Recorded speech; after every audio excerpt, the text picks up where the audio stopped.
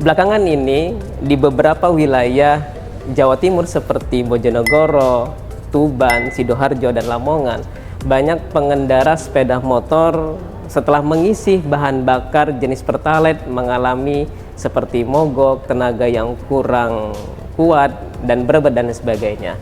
Namun masyarakat dan bengkel tetap mencurigai bahwasanya ada campuran tambahan seperti air atau etanol di Pertalite tersebut yang berkembang saat ini. Berkaitan dengan etanol, Menteri ESDM Bapak Bahlil Lahadalia dengan kebijakan etanol tersebut, pemerintah mewajibkan untuk menerapkan pencampuran etanol sebesar 10% dari bensin pada tahun 2027. Pernyataan menteri ini kemudian menimbulkan persepsi dan narasi yang berkembang di masyarakat.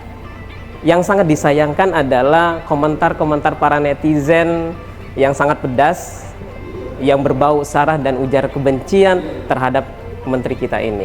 Tapi kita tidak memperbahas persoalan tersebut.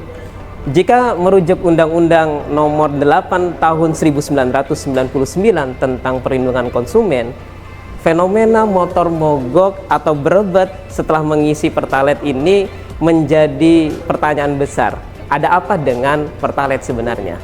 Penjelasannya sebagai berikut. Pasal 4 tentang hak konsumen. Sebenarnya hak konsumen itu apa? Yang pertama, mendapatkan informasi yang jelas dan benar dan juga jujur. Yang kedua, mendapatkan keamanan, kenyamanan, serta keselamatan. Dan yang ketiga, mendapatkan kompensasi atau yang namanya kerugian. Selain hak konsumen, dalam pasal 7 juga tentang kewajiban pelaku usaha. Yang pertama adalah beretikat baik, memberikan informasi yang benar, jelas, dan jujur. Yang kemudian menjamin mutu standar yang namanya jasa dan produk. Dan yang keempat adalah memberikan kompensasi atau kerugian. Berdasarkan pasal tersebut, pihak Pertamina dan SPBU memiliki tanggung jawab untuk memberikan kepastian bahwa bahan bakar minyak atau BBM memiliki standar mutu yang tinggi. Dan jika terbukti adanya kelalaian, maka pihak Pertamina harus bertanggung jawab untuk memberikan ganti rugi terhadap konsumen. Terus bagaimana konsumen untuk menuntut ganti rugi? Pasal 19 Undang-Undang Perlindungan Konsumen memberikan pernyataan dan menjelaskan bahwasanya ayat 1 dan 2 pelaku usaha wajib memberikan ganti rugi. Ganti rugi itu dapat berupa penggantian uang, kemudian penggantian barang atau jasa, dan juga biaya perawatan atau perbaikan. Apabila perusahaan menolak, maka pasal 22 tentang Undang Perlindungan Konsumen bahwasanya konsumen dapat melakukan gugatan ke Badan Penyelesaian Sengketa atau pengadilan.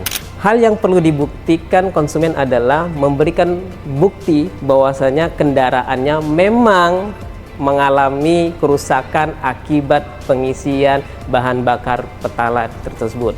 Dan ini berdasarkan pasal 19 Undang-Undang Perlindungan Konsumen. Lantas, bagaimana langkah-langkah konsumen? Yang pertama, konsumen harus mengajukan pengaduan kepada Pertamina atau SPBU terkait. Yang kedua, apabila tidak ada penyelesaian, maka konsumen dapat melaporkan ke Yayasan Lembaga Konsumen Indonesia atau Badan Perlindungan Konsumen Nasional. Yang ketiga, konsumen dapat mengajukan unsur perdata atas dasar pasal 19 Undang-Undang Perlindungan Konsumen. Dan yang terakhir, apabila ada unsur pidana seperti pengoplosan, pemalsuan, maka konsumen dapat melaporkan ini kepada aparat penegak hukum.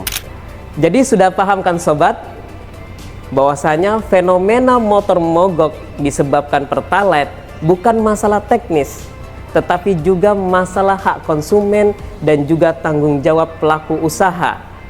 Jika dilanggar, maka Undang-Undang Perlindungan Konsumen dan KUH Perdata memberikan dasar kekuatan untuk menuntut yang namanya keadilan. Jadi sudah paham? Salam literasi.